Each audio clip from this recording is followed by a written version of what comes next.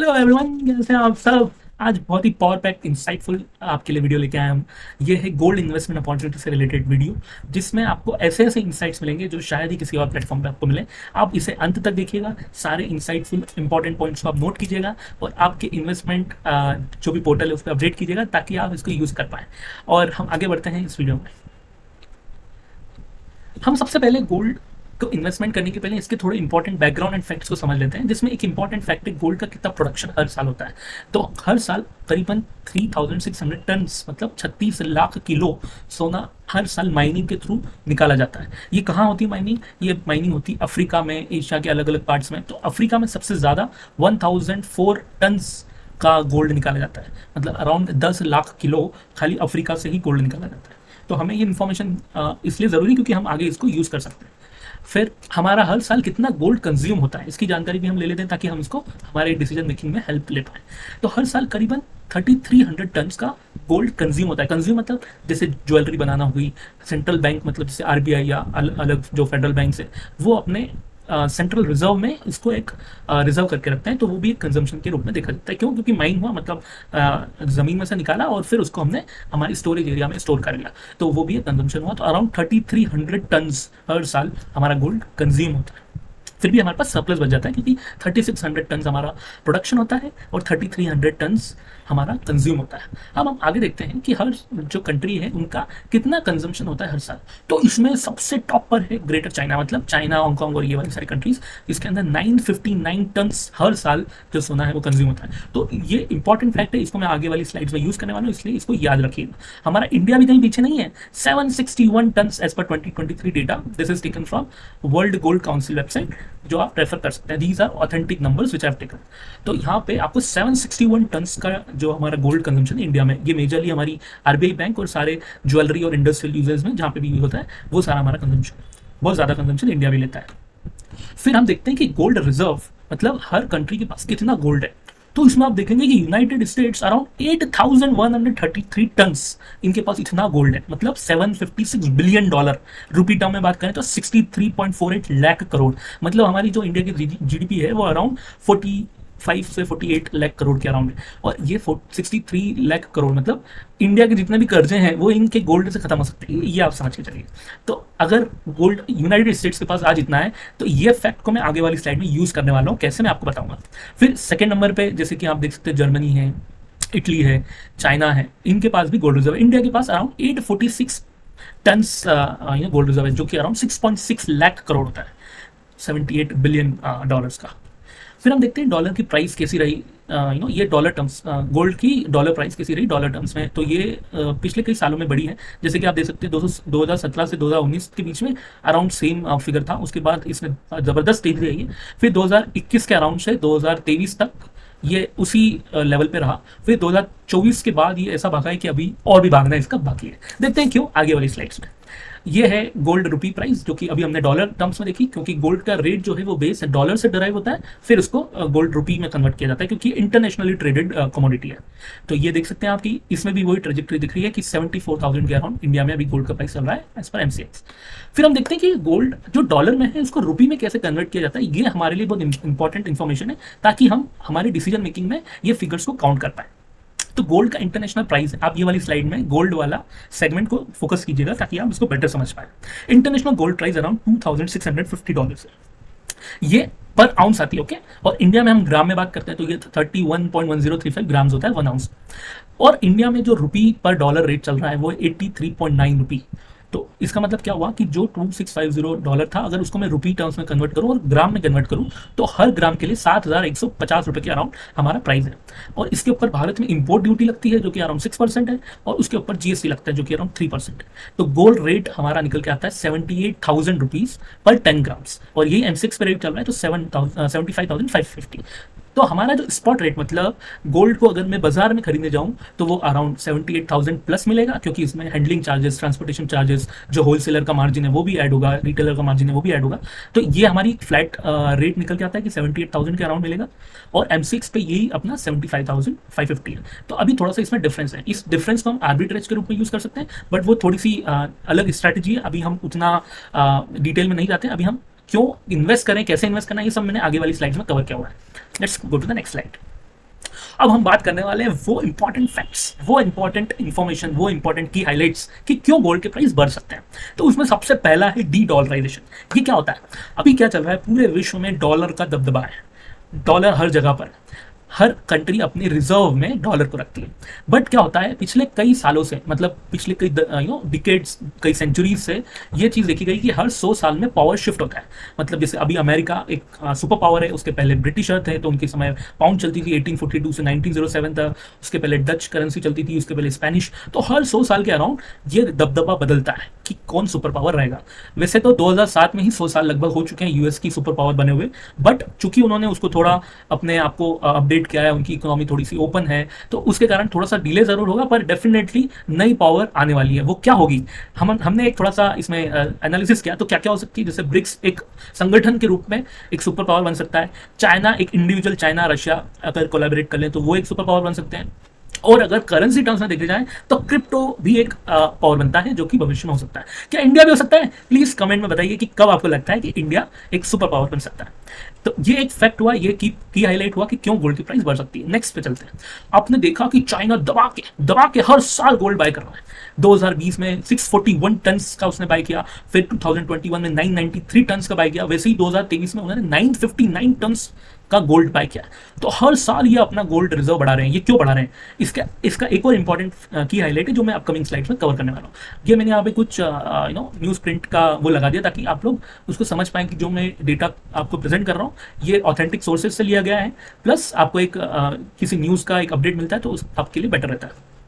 Next, war चल रहा है, इसराइल पैलेस्टीन वॉर चल रहा है, रशिया यूक्रेन। तो वॉर से गोल्ड का क्या लेना देना? आपको शायद ये मन में क्वेश्चन निकल के आ रहा होगा कि गोल्ड और वॉर का क्या लेन देन है। इसका बहुत इंपॉर्टेंट लेन देन है, बिकॉज जैसे अभी यूएस दोनों वॉर्स में लड़ रहा है, जैसे इसराइल पैलेस्टीन में और रशिया यूक्रेन, तो उनके सारे रिसोर्सेज, मतलब उनका पैसा, उनकी पावर, उनकी एनर्जी, ये सब वॉर में लड़ने में जा रही है, जो कि उनको बिजनेसेस में लगने में जाना था। जैसे फॉर एग्जांपल वो अपने आईटी इंफ्रास्ट्रक्चर को बड़ा कर सकते थे, बेहतर कर सकते थे, वो अपने जो इंफ्रास्ट्रक्चर है उसको बेटर कर सकते थे, वो अपनी स्पेस टेक्नोलॉजी में वो पैसा लगा सकते थे, वो और न्यू टेक्नोलॉजी में वो पैसा लगा सकते थे। बट वो पैसा अभी जा रहा है रशिया यूक्रेन वॉर में, जिससे कि उनके भविष्य में वो जो पैसा यूज हो सकता था उनके डेवलपमेंट में, वो एक तरीके से वेस्ट हो रहा है। क्यों? क्योंकि ये एक तरीके से फंडेड वॉर्स है जो यूएस अपने लेवल पे फंड कर रहा है, यूक्रेन को कर रहा है, इसराइल को कर रहा है। इनको डिफेंस इक्विपमेंट में जरूर थोड़ा फायदा हो रहा होगा क्योंकि वो डिफेंस अपना बेचते हैं, मतलब उनके हथियार वो इन कंट्रीज को बेचते हैं। तो ये एक थोड़ा सा नेगेटिव सिग्नल है वॉर होना। क्यों? क्योंकि ये ज्यादा अगर वॉर होता है तो सारा फंड, जो सारे रिसोर्सेज है वो इधर लग जाएंगे।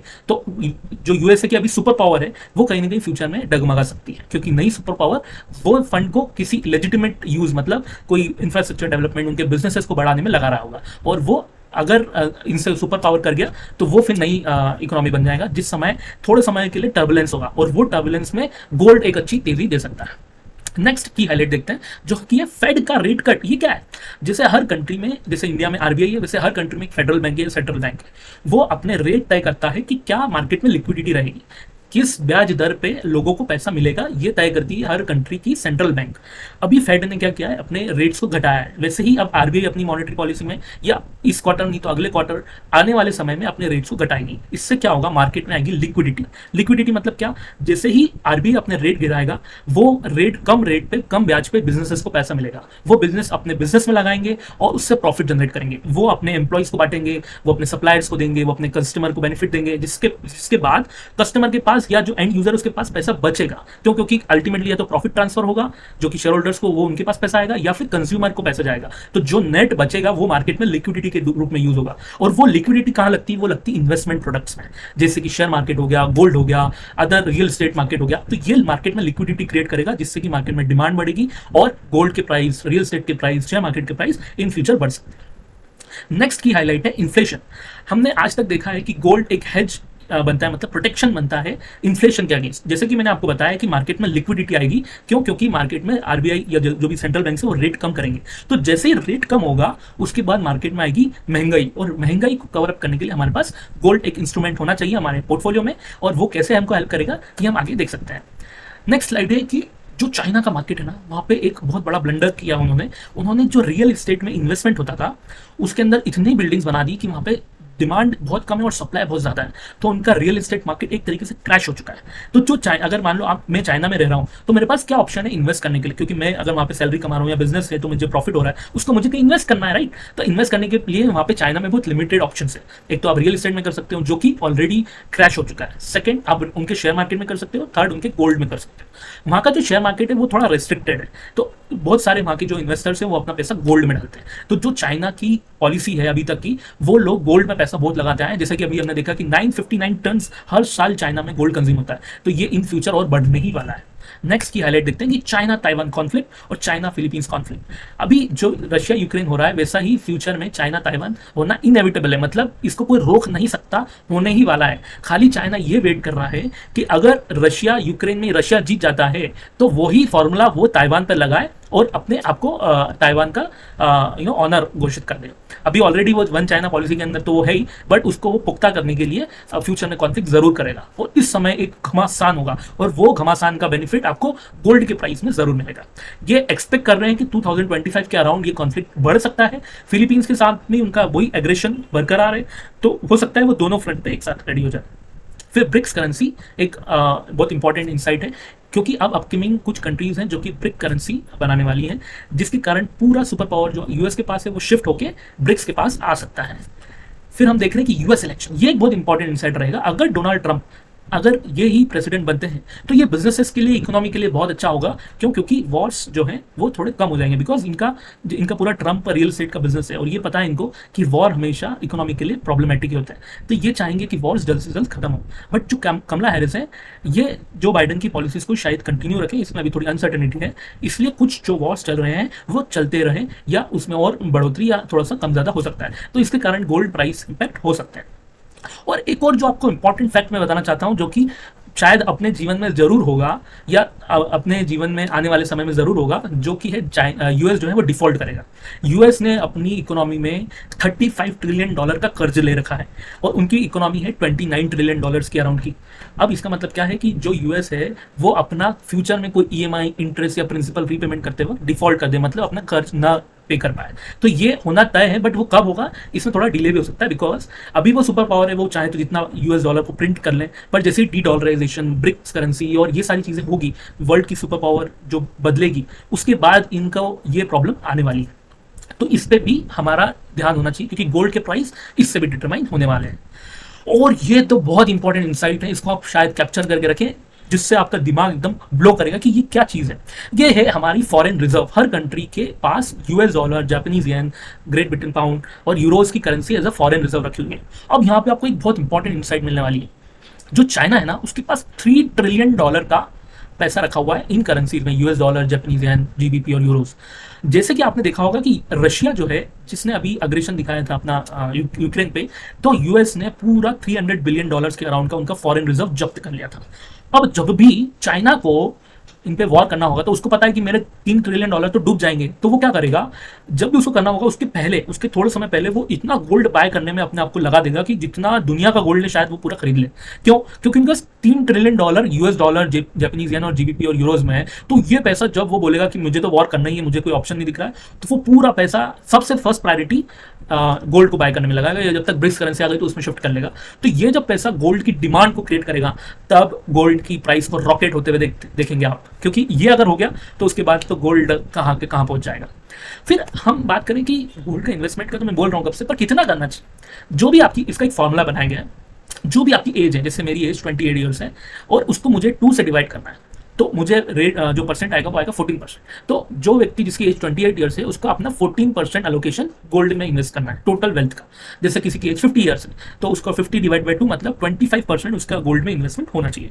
अब मैं कब से आपको बोले जा रहा हूँ गोल्ड में इन्वेस्ट करो, गोल्ड में इन्वेस्ट करो। अरे ऑप्शन तो बताओ कैसे इन्वेस्ट करें। अरे ये रही आपके, ये सारे ऑप्शन ये रहे ऑप्शन फॉर गोल्ड इन्वेस्टमेंट। सबसे पहला, फिजिकल गोल्ड आप बाय कर सकते हैं, आप ये नंबर पे कांटेक्ट कर सकते हैं बेस्ट रेट के लिए।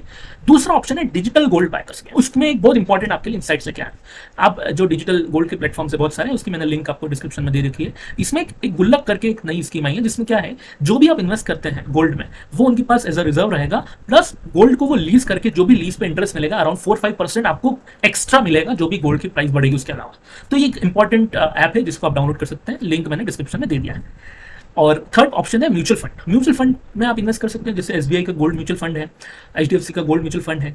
फिर फोर्थ ऑप्शन है आप ईटीएफ, मतलब एक्सचेंज ट्रेडेड फंड के थ्रू भी आप इन्वेस्ट कर सकते हैं गोल्ड में। जैसे गोल्ड ईटीएफ के नाम से स्क्रिप्ट मिल जाएगी, आप जो भी शेयर मार्केट की आप डीमैट अकाउंट यूज कर सकते हैं। मैंने लिंक डिस्क्रिप्शन में दे दिया, अगर किसी का भी डीमैट अकाउंट नहीं है तो आप लिंक से खोल सकते हैं। उसमें क्या करना है, आपको जाना है, आपकी जो वॉच लिस्ट है उसमें ये वाला नाम टाइप करना है, then you'll be able to buy it.